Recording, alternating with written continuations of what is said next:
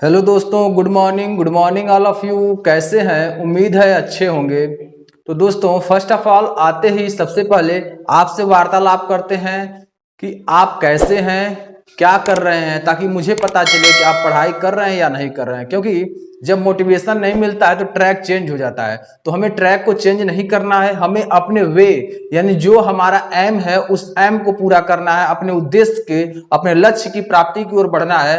तो लक्ष्य की प्राप्ति की ओर बढ़ने के लिए हमें कंटिन्यू मेहनत करना पड़ेगा। जब हम मेहनत करेंगे तभी सफलता हमें मिलेगी। तो आपके लिए एक लाइन है, मंजिल उन्हीं को मिलती है, मंजिल उन्हीं को मिलती है जिनके सपनों में जान होती है। मंजिल उन्हीं को मिलती है जिनके सपनों में जान होती है। पंख से कुछ नहीं होता जनाब, पंख से कुछ नहीं होता जनाब, हौसलों से उड़ान होती है, हौसलों से उड़ान होती है। तो आइए इसी क्रम में मैं आपको इस ट्यूटोरियल में आज का टॉपिक है पर्यायवाची। पर्यायवाची शब्द क्या होते हैं, ये कैसे पहचान में आते हैं, इनका क्या क्या अर्थ होता है और कहां कहां ये प्रयोग किए जाते हैं। अगर ये किसी वाक्य में प्रयोग होते हैं तो उसका अर्थ क्या देते हैं, इसके बारे में हम पूरा विस्तार पूर्वक चर्चा करेंगे। तो कहीं छोड़कर मत जाइएगा, इस चैनल पर बने रहिए, क्योंकि आपको सभी प्रकार का मटेरियल इसी चैनल पर मिलने वाला है। सभी हमारे फैकल्टी मेंबर आपको स्पेशल सब्जेक्ट आपको पढ़ाएंगे, जिसमें आपको एग्जाम के पॉइंट ऑफ व्यू से पढ़ाया जाएगा, ताकि आप एग्जाम जल्द से जल्द क्रैक कर जाएं। क्योंकि हमारा उद्देश्य है कि हर बच्चा आगे बढ़े, हर विद्यार्थी आगे बढ़े, हर हमारा दोस्त आगे बढ़ जाए, क्योंकि हमें आगे बढ़ाना ही आपका जो परम कर्तव्य है। तो हमें लक्ष्य की प्राप्ति के लिए सबसे पहले आपका सहयोग चाहिए। सहयोग बस इतना है कि हमारे ये चैनल को अधिक से अधिक शेयर कर दीजिए, ताकि और भी ऐसे लोग इस चैनल तक पहुंच जाएं जो पैसे देकर एजुकेशन नहीं ले सकते हैं। फ्री एजुकेशन है यह। मैं एक मुहिम चला रहा हूं कि हर बच्चे को शिक्षा से जोड़ना है और कॉम्पिटेटिव एग्जाम में बैठाना है। तो जब आप तैयारी करेंगे तभी आप किसी कॉम्पिटेटिव एग्जाम में बैठ करके और उसे क्रैक करके आप नौकरी प्राप्त कर सकते हैं। तो इस चैनल पर आपको सभी प्रकार के कॉम्पिटेटिव एग्जाम और एंट्रेंस एग्जाम की तैयारी कराया जाता है। वो हमारे फैकल्टी मेंबर अवेलेबल है, आपको टाइम टू टाइम वीडियो देते हैं। तो बस आपको हमारा एक वर्क बस करना है, वह है चैनल को सब्सक्राइब कीजिए, वीडियो को लाइक कीजिए और चैनल के लिंक को शेयर कीजिए, अधिक से अधिक लोगों को जोड़ दीजिए और बेल आइकन क्लिक कर और ऑल नोटिफिकेशन कर दीजिए, ताकि जो भी वीडियो हम अपलोड करूं आप तक सबसे पहले पहुंचे। क्योंकि बहुत से लोगों का हमारे पास कांटेक्ट नंबर नहीं है कि मैं उन तक भेज सकूं। तो यह समस्या का समाधान केवल एक क्लिक से आपका है। बेल आइकन पर क्लिक करेंगे और ऑल नोटिफिकेशन पर कर देंगे तो सबसे पहले आपका नोटिफिकेशन पहुंच जाएगा और आप नोटिफिकेशन पर क्लिक करके पूरा वीडियो देख लेंगे। ठीक है। और अगर सब्सक्राइब कर देते हैं तो सब्सक्राइब करने के बाद आपको लिस्ट के अनुसार आप प्लेलिस्ट में जाकर देख सकते हैं। आप डिस्क्रिप्शन बॉक्स में जाएंगे और डिस्क्रिप्शन बॉक्स से पूरा वीडियो का, हर वीडियो का प्लेलिस्ट बना हुआ है, वहां लिंक दिए हैं, वहां से लिंक से जाकर आप देख सकते हैं। आई बटन पर क्लिक करके आप जाकर पूरा देख सकते हैं। तो बहुत सारा आपके लिए ऑप्शन दिए हैं, ताकि अगर आप कहीं इधर से भूल जाते हैं तो इधर से आप उसे वॉच कर लें। तो हर माध्यम आपके लिए बनाया गया है। तो आप हमारे चैनल पर विजिट करें और लोगों तक शेयर करें। बस इतना ही मेरा कहना है। तो आइए अब हम आगे चलते हैं, आपको आज क्लास हम स्टार्ट करते हैं। चलिए, क्लास में हम सबसे पहले क्या पढ़ेंगे, व्याकरण, हिंदी व्याकरण। हमने विलोम आपको पूरा कॉन्सेप्ट क्लियर करा। 2 वीडियो में विलोम का कॉन्सेप्ट है और 1 वीडियो में प्रैक्टिस सेट है। हम आपको पहले बता देते हैं कि जब हम कोई भी कॉन्सेप्ट लेकर के आए हैं, कोई भी चैप्टर जब लेकर के हम आते हैं तो उसे पूर्ण कराते हैं और पूरा कराने के बाद ही हम आपका टेस्ट लेते हैं। टेस्ट अर्थात प्रैक्टिस सेट सॉल्व कराते हैं। प्रैक्टिस सेट में सबसे पहले आप सॉल्व करते हैं, उसके बाद फिर हम आपको सॉल्व करके सही उत्तर बता देते हैं।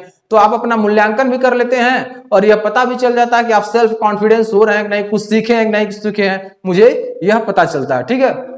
चलिए, अब हम पर्यायवाची, पर्यायवाची को हम क्या कहते हैं हिंदी में, सैनोनिम्स कहते हैं। क्या कहते हैं? सैनोनिम्स कहते हैं। तो विलोम को हम एंटोनिम्स कहते हैं और पर्यायवाची को सैनोनिम्स कहते हैं। तो इन्हीं के बारे में हमें डीपली पढ़ना है, क्योंकि बहुत से ऐसे हैं कि आपको पूरा ज्ञान नहीं मिलेगा, लेकिन हम आपको पूरा ज्ञान देने का प्रयास कर रहे हैं, नित्य प्रति मेहनत कर रहे हैं, ताकि आपको फ्री में वह ज्ञान मिले जो आप हाईएस्ट पेमेंट दे करके ज्ञान प्राप्त करते हैं। हैं यहाँ आपको फ्री में मिलेगा, क्योंकि सभी फैकल्टी मेंबर तत्पर हैं फ्री में ज्ञान देने के लिए।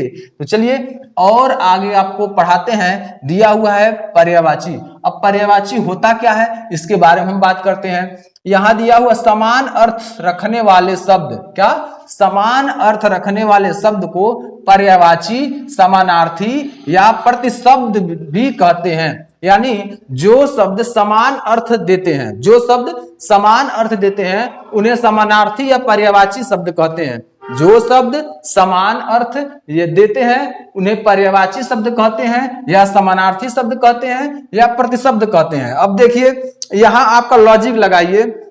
आप एग्जाम में बैठ गए और आ गया आपका समानार्थी, क्या दे दिया? समानार्थी। बोल रहा है कि इसमें से निम्न में से समानार्थी शब्द को छांटिए या अलग कीजिए या सही बताइए। तो क्या होगा? अगर आप ये डिफिनेशन पढ़े होंगे तो आपको पता होगा कि समानार्थी का अर्थ ही पर्यायवाची होता है। समानार्थी का अर्थ पर्यायवाची होता है। तो आसानी से प्रश्न कर जाएंगे। और जब पढ़े ही नहीं रहेंगे तब तो सिर पर हाथ रखकर कैसे बैठ जाएंगे, मैं तो जानता ही नहीं, मैं तो पढ़ा ही नहीं। होता क्या है समानार्थी, आप एकदम नहीं स्पष्ट कर पाएंगे। लेकिन अगर आप मेरी वीडियो देखे रहेंगे तो जाएंगे और ऐसे कॉलर टाइट करके बैठेंगे और तुरंत देखेंगे और उसके बाद उसे चूज करके ऑप्शन को सही मानेंगे, क्योंकि आपको पता है कि समानार्थी का अर्थ क्या होता है? पर्यायवाची ही होता है। अब दूसरे वे में आते हैं। दूसरा अर्थ इसका होता है प्रतिशब्द। क्या होता है? प्रतिशब्द। देखिए जो आपका एग्जाम में प्रश्न बनता है वह ऐसे बनता है कि आपको कंफ्यूज कर दिया जाए। बहुत सारा अर्थ होता है उसका, लेकिन आपको कंफ्यूज कर दिया जाए तो आप कंफ्यूज नहीं होंगे। अगर हमारे क्लास को ज्वाइन करेंगे कंफ्यूज नहीं होंगे, क्योंकि हम उसे सर्च करके खोज करके डीप में पढ़ाते हैं, ताकि आज का कंपटीशन क्या कह रहा है उसके अनुसार हमें चलना है। ठीक है, तो देखिए यहां प्रतिशब्द। अब ध्यान रखिए, अगर आप पढ़े नहीं है तो प्रतिशब्द का अर्थ क्या होता है तो आप समझ ही नहीं पाएंगे प्रतिशब्द का अर्थ क्या होता है। तो प्रतिशब्द का अर्थ भी क्या होता है?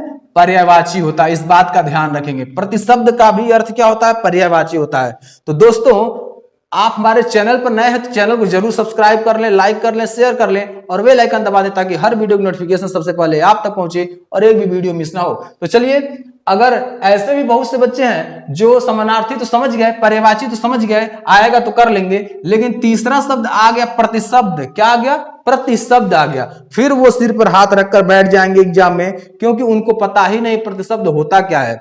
तो इसीलिए मैं आपको कॉन्सेप्ट कराने के लिए वीडियो लेकर के आया हूं कि प्रतिशब्द का भी अर्थ क्या होता है? पर्यायवाची ही होता है। तब आसानी से आप कॉलर टाइट करेंगे और गर्व से वह क्वेश्चन को करेंगे, बोलेंगे मुझे तो आता है। अच्छा, एक बात ये बताइए कि बहुत से ऐसे बच्चे होते कहते हैं सर प्रश्न तो हिंदी का ऐसा आया था कि मैं चुटकी बजाते ही सॉल्व कर दिया, चुटकी बजाते ही सॉल्व कर दिया। क्यों हुआ ऐसा? ऐसा यह इसलिए हुआ कि आपको अच्छे टीचर का मार्गदर्शन मिला, अच्छे चैनल का मार्गदर्शन मिला। तो जब अच्छे चैनल और अच्छे टीचर के मार्गदर्शन में रहेंगे तो आप किसी भी एग्जाम में बैठेंगे तो क्रैक कर जाएंगे। ऐसा तो है नहीं कि कोई आपके अंदर ऐसा आ गया, मोटिवेट आ गया कि आप उसे कर डाले। यह है कि आप उसे पढ़े हैं, तब आपके सामने वो जीरो लगा है। आप पढ़े नहीं रहते तो वही आपके लिए बहुत कठिन रहता। आप बोलते अरे ये तो बहुत बड़ा आ गया, ये तो इतना कठिन आ गया कि हम समझ ही नहीं पाए। तो जब आप पढ़े रहते हैं तो आपके लिए आसान लगता है, और जब नहीं पढ़े रहते तो आपके लिए वही चीज कठिन लगता है। यानी आसान चीज ही कठिन लगता है। ठीक है ना? तो आप इस चैनल पर बने रहें और लोगों को और लाने का प्रयास करें, ताकि वो भी लोग इस ज्ञान को अर्जित कर सकें। तो चलिए, आप प्रतिशब्द शब्द को ना भूलिएगा। ठीक है, दो आपका ये पर्यायवाची मतलब समानार्थी, और समानार्थी का भी अर्थ ही आपका ये प्रतिशब्द होता है। यानी तीनों एक दूसरे का पर्यायवाची है। ठीक है, पर्यायवाची, समानार्थी और प्रतिशब्द जब आए तो समझ लीजिए पर्यायवाची है। कभी कभी होता क्या है कि हिंदी में लिख देता सैनोनिम्स। सैनोनिम्स बताइए, तो सैनोनिम्स मतलब होता है पर्यायवाची। इसको भी याद कर लीजिएगा, क्योंकि ये इंग्लिश में दिया है। यह इंग्लिश में जो दिया है इससे भी याद कर लीजिएगा, क्योंकि कभी कभी हिंदी में फंसा देता है, घुमा देता है प्रश्न को, बोल देता है कि निम्न शब्दों का सैनोनिम्स बताइए। तो सैनोनिम्स क्या होता है? ये इंग्लिश होता है। किसका? पर्यायवाची का। पर्यायवाची का इंग्लिश होता है। इस बात को जरूर ध्यान रखिएगा। तो चलिए अब आगे हम चलते हैं। कुछ पॉइंट हैं, इस पॉइंट को हम पढ़ते हैं, क्योंकि पॉइंट को जब पढ़ेंगे तो हमारे लिए पर्यायवाची आसान हो जाएगा। जैसे हमने आपको विलोम, हंसते हंसते मुस्कुराते मुस्कुराते आपको विलोम पूरा पढ़ा दिया, हंसते मुस्कुराते हमने आपको संधि पूरा पढ़ा दिया, संधि 3 वीडियो हमने खत्म कर दिया। वैसे ही हंसते मुस्कुराते पूरा व्याकरण खत्म हो जाएगा और आपको बोझ नहीं लगेगा, और आप एग्जाम में जब भी बैठेंगे तो एग्जाम क्रैक कर जाएंगे। ठीक है, ऐसा वीडियो, ऐसा चैनल आपको पहली बार मिल रहा होगा, आप देखे होंगे। तो जब वीडियो पूरा देखेंगे तभी हम अपनी बात आप तक पहुंचा सकते हैं। अगर वीडियो का थंबनेल देख करके आगे बढ़ गए तो कुछ नहीं मिलेगा। इसलिए जब वीडियो का पूरा डीप में पढ़ेंगे, डीप में देखेंगे, डीप में वॉच करेंगे तो पूरी जानकारी आपको मिलेगी। तो चलिए आगे हम देखते हैं। हिंदी के पर्यायवाची शब्द संस्कृत के तत्सम शब्द हैं। यानी अब ध्यान रखिएगा, हिंदी के जो क्या है पर्यायवाची शब्द हैं वो संस्कृत के क्या हैं, तत्सम शब्द हैं। इस बात का ध्यान रखना है। जो हिंदी के पर्यायवाची शब्द हैं वो संस्कृत के क्या हैं, तत्सम शब्द हैं। ठीक है, जिन्हें हिंदी भाषा में ज्यों का त्यों ग्रहण कर लिया गया, जिन्हें हिंदी भाषा में ज्यों का त्यों ग्रहण कर लिया, जैसे आए और वैसे उन्हें ग्रहण कर लिया गया। जैसे मान लीजिए दिया है क्या, आम्र। क्या दिया है, आम्र। आम्र का क्या होता है, आम। आम्र का आम होता है। अब आम्र आपका क्या होगा, तत्सम हो गया, तत्सम। और ये आपका आम जो हुआ वो क्या हो गया, तद्भव हो गया, तद्भव हो गया। इस बात का ध्यान रखेंगे।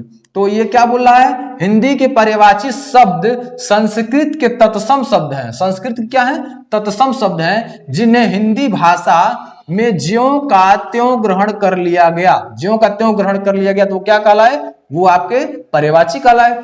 चलिए देखते हैं। जैसे अमृत का, अब देखिए अमृत का क्या पर्यायवाची होता है। अमृत का अमी होता है, सुधा, मधु, सोम, अमी, पीयूष, जीवनोदक, सुरभोग। ये होता है किसका, ये होता है आपका अमृत का पर्यायवाची। ये आप याद कर डालिए, नोट डाउन कर डालिए। स्क्रीनशॉट लेना है तो स्क्रीनशॉट भी ले लीजिएगा, बट अभी पढ़ा लेने दीजिए। ठीक है, अगला हम देखेंगे अरण्य। अरण्य का देखेंगे। ठीक है, अरण्य मतलब होता है जंगल। अरण्य मतलब क्या होता है, जंगल। तो अरण्य का क्या होगा, अरण्य का आपका होगा विपिन, अटवी, कानन, वन, जंगल और कांतार। ये होता है आपका किसका, अरण्य का। ठीक है, अरण्य का जो आपका पर्यायवाची होता है विपिन, अटवी, कानन, वन, जंगल और कांतार होता है। ठीक है, तो दोस्तों चैनल पर अगर नए हैं तो चैनल को सब्सक्राइब करें, लाइक करें और वीडियो को शेयर करें, बेल आइकन दबा दें ताकि हर वीडियो का नोटिफिकेशन सबसे पहले आप तक पहुंचे और एक भी वीडियो मिस ना हो। चलिए आगे और देखते हैं हम। अब हम देखेंगे पर्यायवाची के कुछ रूल्स होते हैं। यहाँ देखिए दिया है, पर्यायवाची शब्द मुख्यतः 3 प्रकार के होते हैं। पर्यायवाची शब्द मुख्यतः कितने प्रकार के होते हैं, तो बोलेंगे 3 प्रकार के होते हैं। पर्यायवाची शब्द मुख्यतः 3 प्रकार के होते हैं। कौन कौन होते हैं, पहले नंबर में यहाँ बता रहे हैं, फिर दूसरे नंबर में बता रहे हैं। तो ध्यान से समझिए, जब समझ लेंगे तो कॉन्सेप्ट क्लियर, तो एग्जाम में बैठेंगे तो किसी प्रकार का प्रश्न आएगा, घुमाकर भी देगा तब भी आप कर लेंगे। ठीक है, वे शब्द जो वाक्य में दूसरे शब्दों के स्थान पर रखे जाएं। अब ध्यान रखिएगा, ये ट्विस्ट दे रहा, थोड़ा सा ट्विस्ट किया, घुमा दिया है। वे शब्द जो वाक्य में दूसरे शब्दों के स्थान पर, ध्यान रखिएगा, वे शब्द जो वाक्य में दूसरे शब्दों के स्थान पर प्रयोग किए जाते हैं, दूसरे शब्दों के स्थान पर प्रयोग किए जाते हैं और उनके अर्थ में कोई अंतर न पड़े। उस दूसरे शब्द के अर्थ पर क्या है, रख दिए जाते हैं, लेकिन उसके अर्थ में कोई परिवर्तन नहीं होता है, उन्हें पूर्ण पर्याय कहा जाता है। उन्हें क्या कहा जाता है, पूर्ण पर्याय कहा जाता है। इस बात का ध्यान रखें, उन्हें क्या कहा जाता है, पूर्ण पर्याय कहा जाता है।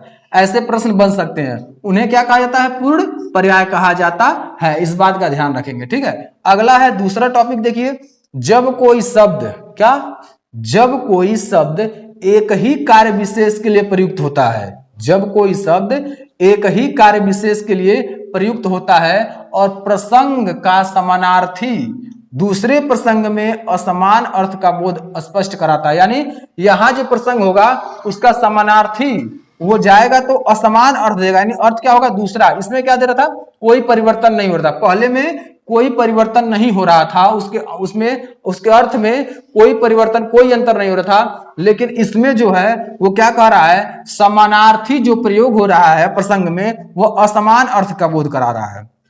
किसका, असमान अर्थ का बोध करा रहा है। तो वे पूर्णापूर्ण क्या, तो वे पूर्णापूर्ण पर्याय कहलाते हैं। क्या कहलाते हैं, तो वे पूर्णापूर्ण पर्याय कहलाते हैं। कुछ एग्जाम्पल के साथ हम इसको समझ लेंगे।